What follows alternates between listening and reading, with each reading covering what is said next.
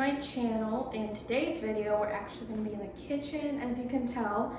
So I'm going to be just bringing you guys along with me, making some dinner, also dessert, and then just the cleanup / tidying process, and just making sure the kitchen is nice and clean and ready for the next day. So I love cooking with a passion. It's super therapeutic for me. I love just turning on some music and worshiping. So I'm super excited to bring you guys along with me, and I hope you guys enjoy this video. So for tonight's recipe, I'm actually going to be making mashed potatoes, ribs, and corn. So I'm going to start on the ribs first because they take about 2 hours to cook, and it's already 6 o'clock, and so my husband usually gets home a little bit later. I think it's going to be ready just in time for him to get home. So starting out with getting my ribs prepped, and I'm not going to be using all of this. I will probably be cutting this halfway and then freezing the other side for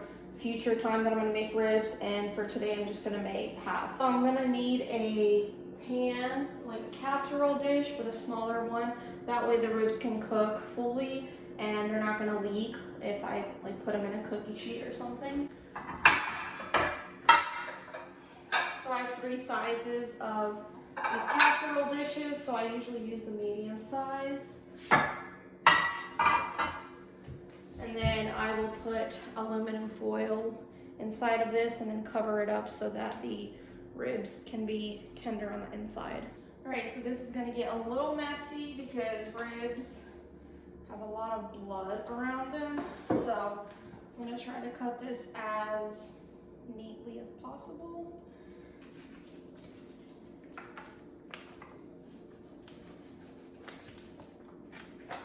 This is the side that I'm probably gonna freeze, and then I'm probably just gonna use this side for today. As you can tell, the blood is already coming out of it. So now that I got this cut, I'm gonna put aluminum foil around this so that all the juice is kept inside, and then I'm gonna cover the actual ribs with aluminum foil as well, and so that it gets nice and tender with all the juice. Now for the seasoning part, I just like using basic rib rub seasoning. So it's kind of like, let's see. So I just kind of eye everything. I throw some paprika in, black pepper, and then I bought this a while ago. It's just some random barbecue seasoning, and I always use this for any like chickens, ribs, steaks. This is like the perfect seasoning. And then I'll use some salt and then coat it with some oil. And then after it's done baking, I will put the sauce on it and then let it crisp up for a couple more minutes. But for now, I'm gonna be seasoning it with the dry seasoning. So this is what I'm gonna do for both sides, so it's nice and perfectly seasoned. I'm gonna put some salt, rub it on.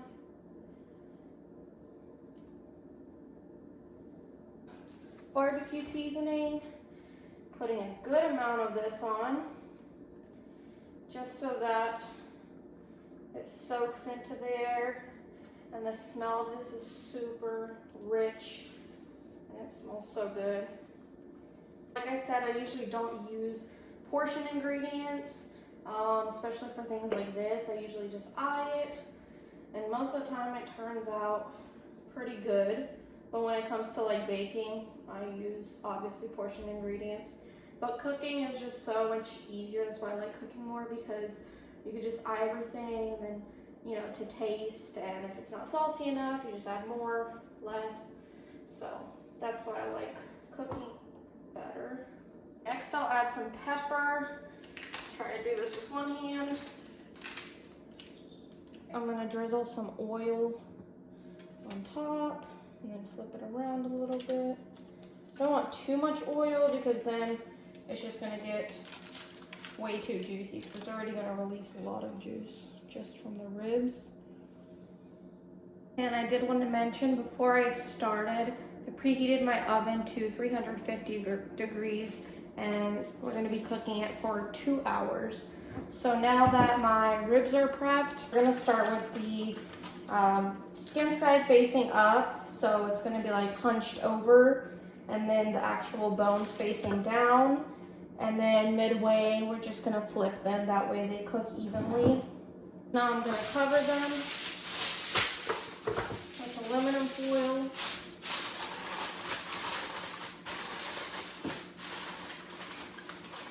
Your oven is preheated. You're going to put it on 350 for 2 hours and flip midway. So now that the ribs are in the oven, I'm going to be starting on prepping my potatoes. I'm not going to be making them just yet since it's going to be another 2 hours for the ribs. So maybe when the ribs hit like a 30-minute left mark, I'm going to be starting to cook the potatoes.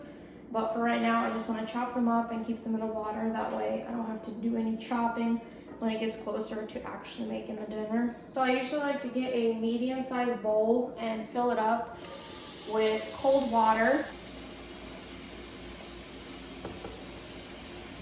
And usually I'll just peel them into a plate or a cutting board, and then I'll just toss them over the trash can. Since right now I'm pregnant, it's just like so hard to hover over the trash can and peel anything.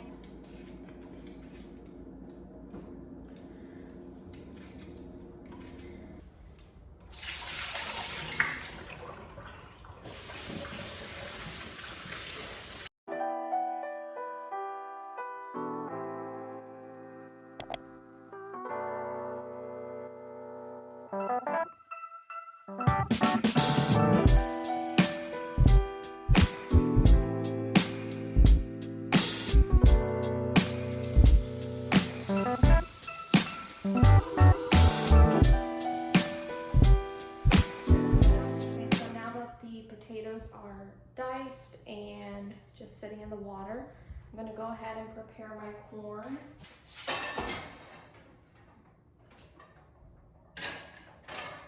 Corn is like the easiest thing to prepare. I'm just going to take off the stalks and then wash them.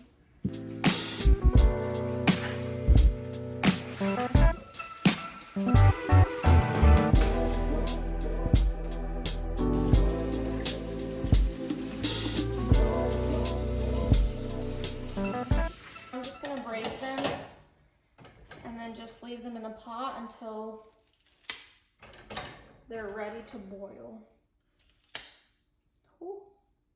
One thing that I love to do is clean as I go. So basically when I got like the main thing prepared and it's in the oven cooking, and now I just need to, you know, boil potatoes and boil corn, I like to clean the dishes, the ones that I have already used. That way whenever everything is finished and like the pots, the pans, the casserole dish, I don't have to just clean everything at once, plus our plates that we're going to be eating from and cups.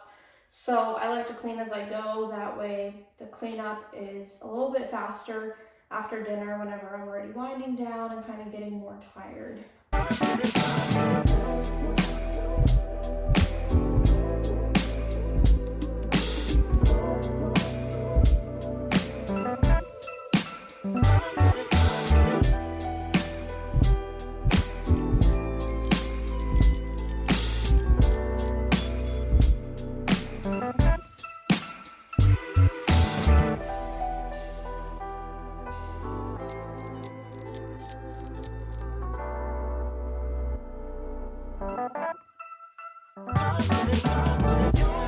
For dessert tonight, I'm super excited. I actually picked up this Simple Mills brownie mix from Kroger today, and I've heard about this. I've seen a lot of people use this. They just have such good ingredients, unlike, you know, any other boxed cakes or boxed brownies. So I decided to try it out. It's made with almond flour, so we'll see how it tastes. I will probably start on this whenever the potatoes are boiling. That way when dinner is done, we're eating. This will be finished just in time. And then I bought this ice cream to put on top. So that's like one of my favorite things, a hot brownie and then scoop of ice cream on top. This was the vanilla chocolate chip.